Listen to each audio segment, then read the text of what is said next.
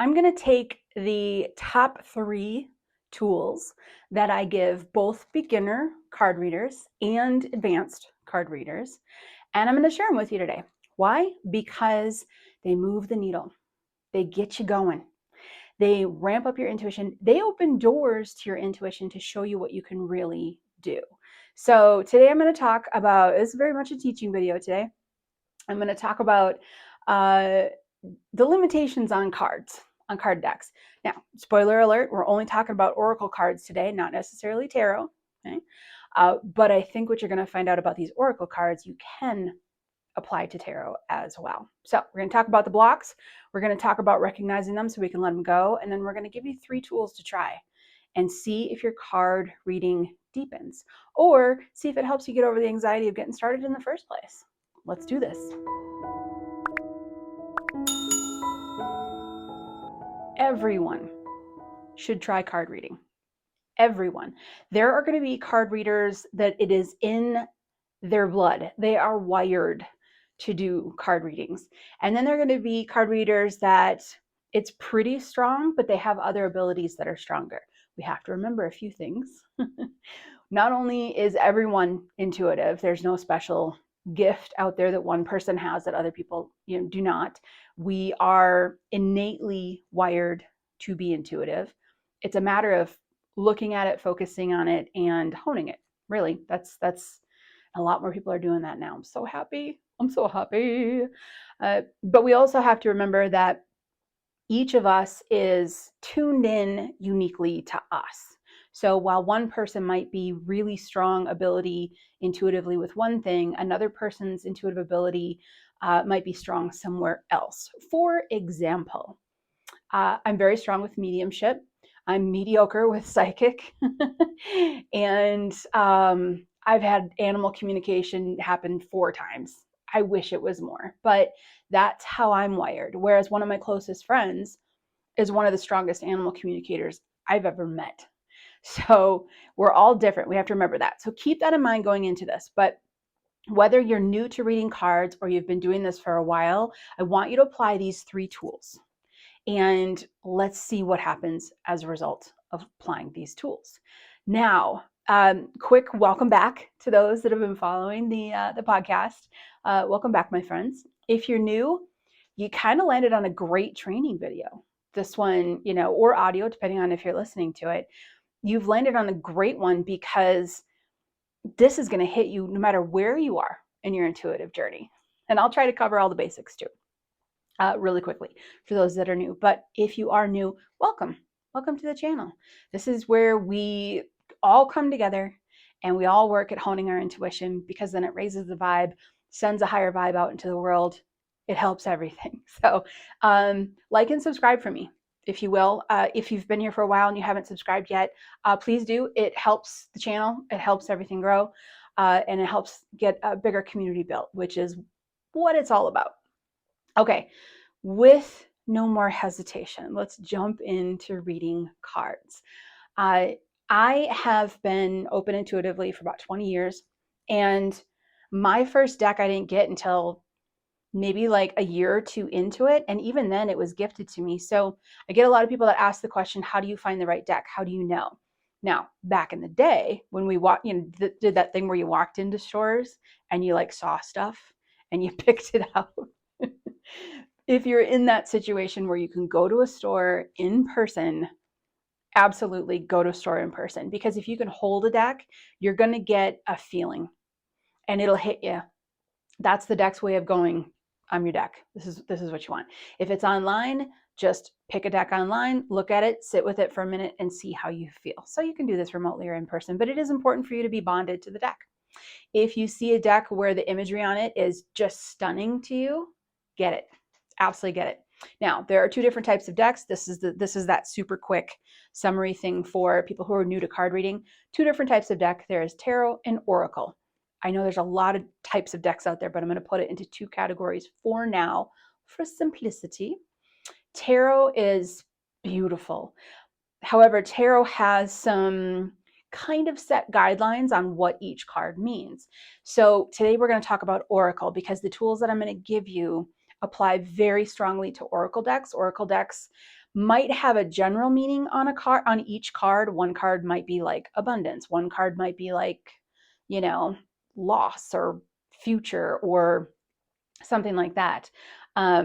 Patience. I always pick that card. But in general, there's a lot more area you can go with an oracle deck because there's not that general guidelines like there is with tarot. Tarot's been around for so long and it works so beautifully with those guidelines, but oracle's a little bit more free for all. It's a little bit more free flowing, which we tend to like that free flowing thing. Now, oracle decks, lots of different kinds: animal, angel, geometric, unlimited amounts of different kinds of decks. But most of them, I will say, have like a word on each card. And they also have a book, which is going to get me into talking about your first block. But most oracle decks, each card will have a word at the bottom, right? Freedom, patience, like the one I always get, right? Goals, something like this. If you can find a deck that doesn't have words on the cards, I highly suggest you get that deck.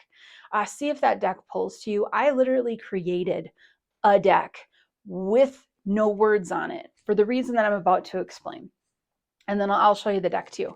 I'll put a link somewhere so people can find it. I created the deck that didn't have any words on any cards, because what happens is when you pick a card and it has the word, let's say it has the word abundance on it. The minute you see that word abundance as the reader, you're boxed into a room.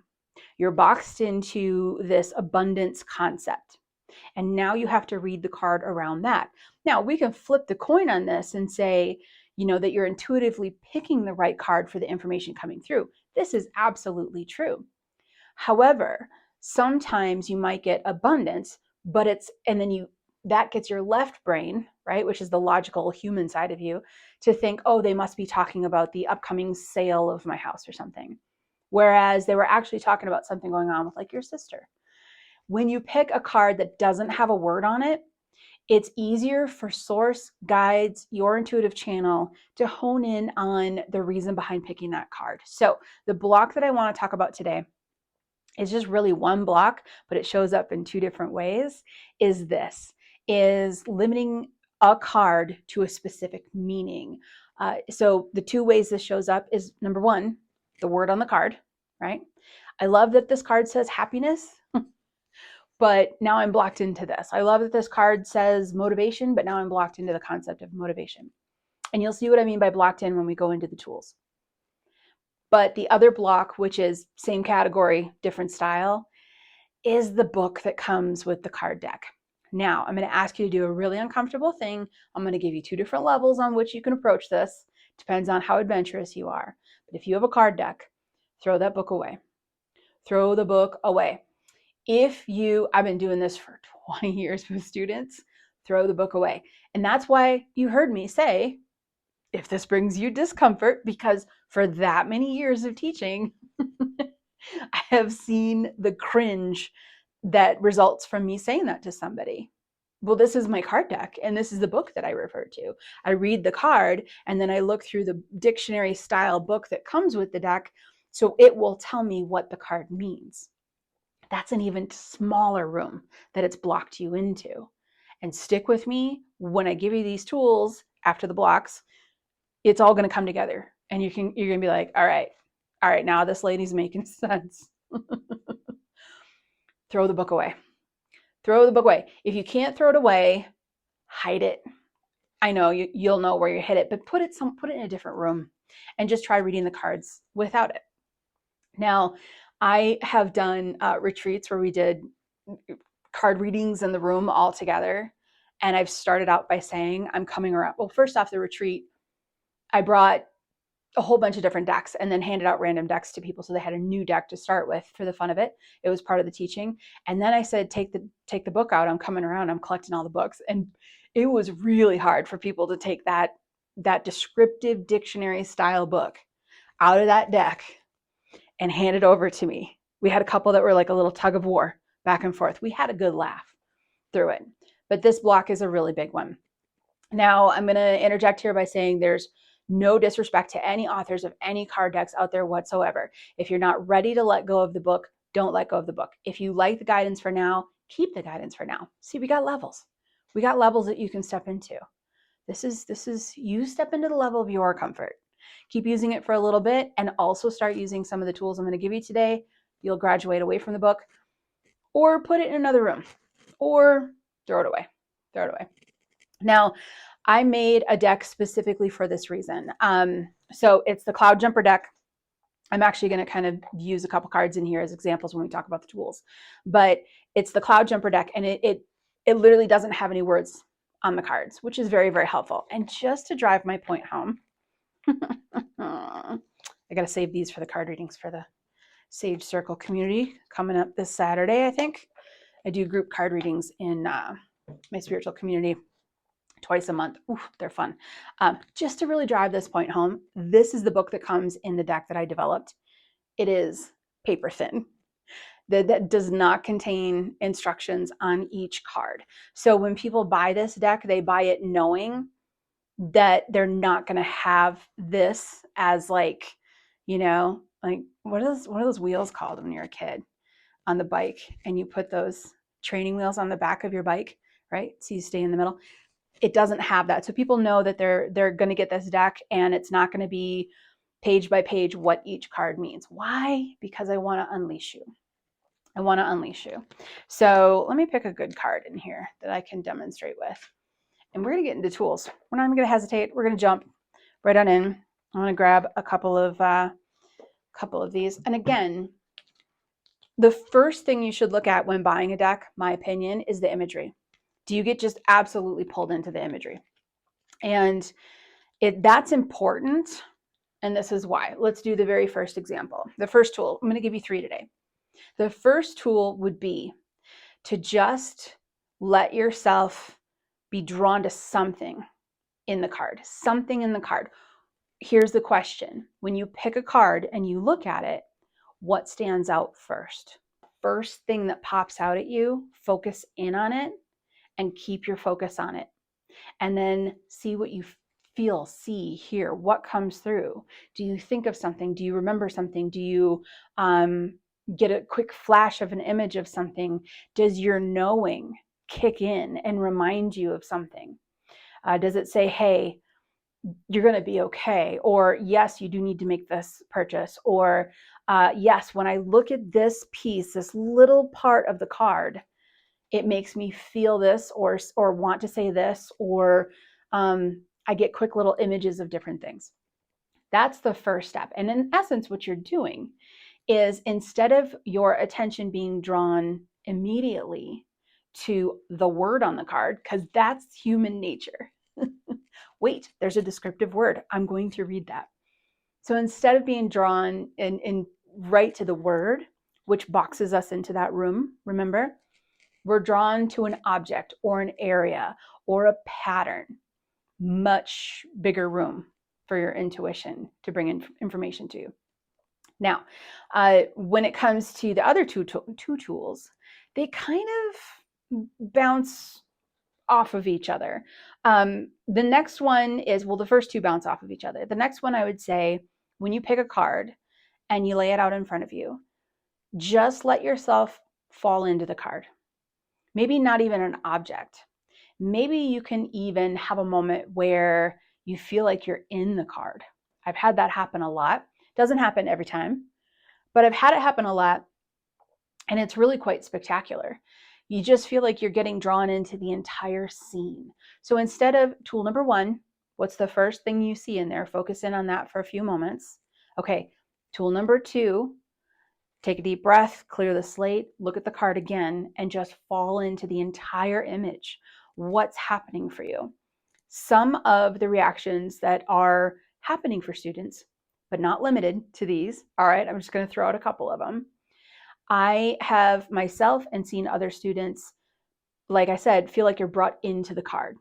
Like, let's say the card is, it's a picture of a woman in a beautiful dress standing in this room. There's a giant cage. I'm just describing the card that I'm holding right now. And You look at it and you go to just get drawn, you let yourself get drawn into the card. Next thing you know, you feel like you're standing next to that woman and next to the cage that's in the card. So you can get pulled into the entire experience as if the card is a location that you go to. Another thing that happens is you can get pulled into the emotion. And this is where your emotional reading is going to get deeper. And sometimes people say, well, it's not good to have emotions with intuition. Actually, it is.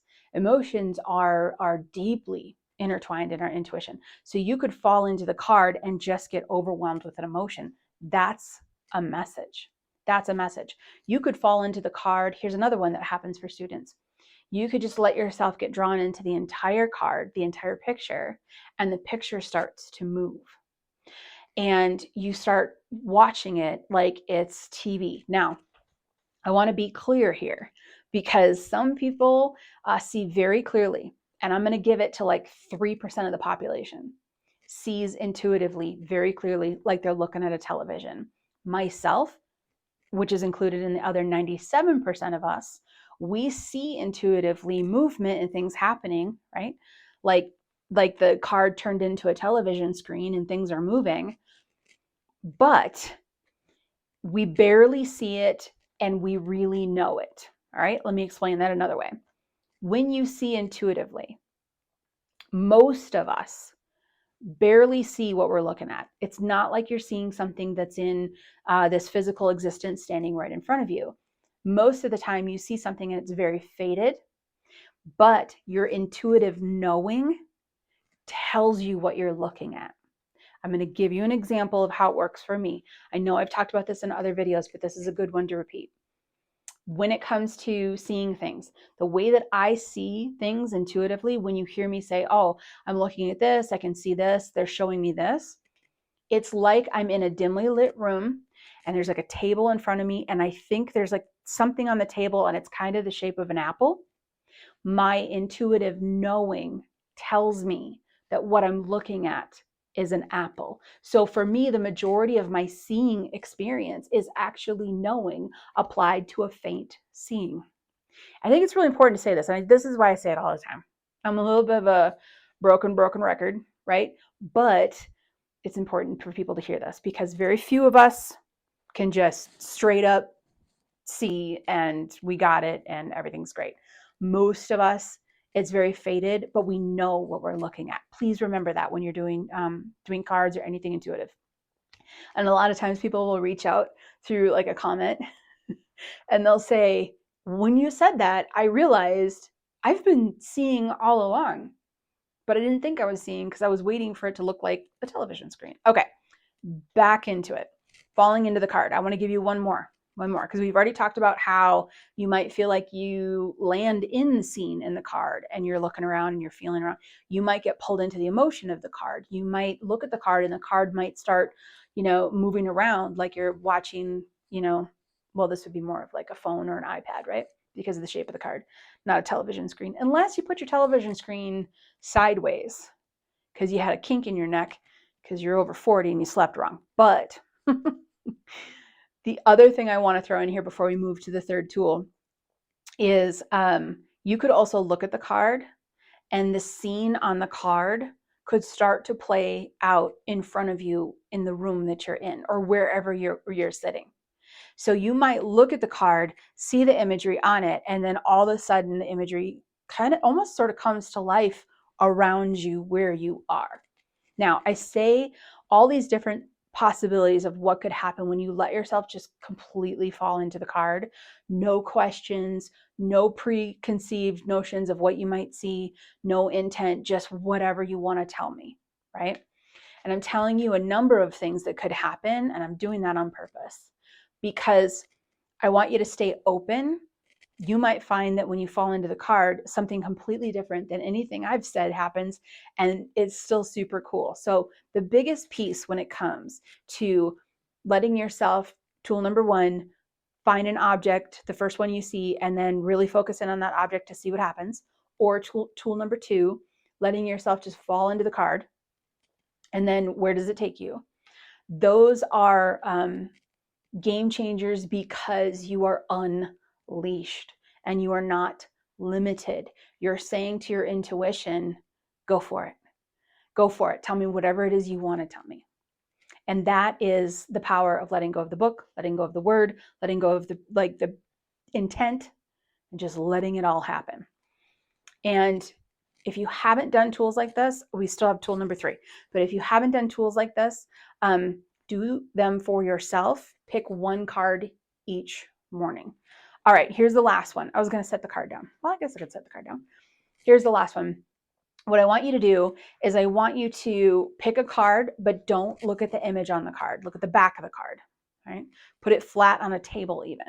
Pick it out, but you don't see what the card actually is. Then I want you to try a couple different things. I want you to try to put your hand on it and see what you pick up, right? It's still hiding the image. Image is face down. You do not know which card this is. I want you to put your hand on it and just sit with it for a minute and see what you feel. Then I want you to put your hand about an inch above the card. It's still sitting on the table face down. Put your hand about an inch above the card. Remember, our energetic body expands outside of our physical body. And I want you to just relax and see if anything comes through. And then lastly, I want you to pull your hand completely away. The card is on the table, and I'll explain why we're doing it this way. Card is on the table, face down. You still don't know which card it is, but you're just giving yourself a second to sit with the card. Now, this is an exercise that says, I am going to not let your left brain have any say in this whatsoever. Your left brain is the analytical, logical human part of you that wants to figure everything out. It is not your intuitive center. So when we can stop our left brain from, inputting into what we are picking up, it's always good. So if we can have sort of a single blind kind of study, right, where we can't see what the card is and we tap in before we look at the card, well, then your left brain can't really interject now, can it? You might have a moment of going, oh, I wonder which card this is. That's left brain. But by not looking at the card first and tapping into the card before seeing the image on the card, you're going to get a lot of really unique and wonderful information. Now, the reason why I say try it with your hand on top of the card, and then try it with your hand about an inch hovering over the card, not touching the card, and then try it with your hands not over the card at all, just sitting in front of the card, is because we're all wired differently. Some people are better at remote work, and some people are better at face-to-face work. Some people are better when they touch an object. Some people are better at it when they don't touch an object. So this is like a tool within a tool. This is an inception tool where the tool is, don't look at the card before you read it. Read it first and then look at it. See what connects. But the deeper part of this is trying it these 3 different ways to learn more about how you're wired. Okay, in summary, what do we got? We got 3 tools. We've got the first object that pops out at you. Let yourself fall into that object and just focus on it for a minute, see what comes through. We have wipe the slate clean, and we look at the card and just fall into the entire scene of the card, see what happens. And then we have the third tool of not looking at the card at all, putting it face down, hands on the card, hands above the card, no hand at all. See which one you feel like you get more information with. And use these tools as an exploration. Like I mentioned, pick one card each day for yourself. Get used to using these tools. Get used to what it feels like for your intuition to be unlimited and not boxed into that word or that description in the book, right? Go at the pace that works for you. We respect all paces here. We are a well-rounded, today's a great day, tomorrow is not the day after that is fantastic as well. So go with what you feel, have fun with them. If you're brand new, start with Oracle deck. You can always graduate to Tarot. If you use Tarot and you love Tarot, try these with Tarot. You can absolutely, my favorite deck is Tarot, and I don't typically read Tarot. I read Oracle style with tarot cards because the imagery on it just pulled me in so much. It's been my favorite deck for like 15 years. So, and that's the one I use for myself personally. But if you use Tarot, Try these tools in addition to the tarot style that you already read. It might, no, I'm not even going to say that. I'm going to say it will. It will enhance it. Have fun. Try these tools. Pick a card for yourself each day. You're going to start to get used to how these tools feel for you, how you're uniquely wired into the cards. And I guarantee you, your card reading skills are going to advance. And I got to say, that's delicious. Yeah. Yeah. Okay, go give it a try. I'll see you next week. This podcast is brought to you by the SAGE Method, the most comprehensive and down-to-earth intuitive development training available. Is this your year? Is it finally your time to increase your intuition, bring in more abundance, and experience the bliss you deserve? If yes, then join thousands of students across the world for a 7-week journey to uncover your natural, beautiful, and strong intuition. Visit us at thesagemethod.com for more information.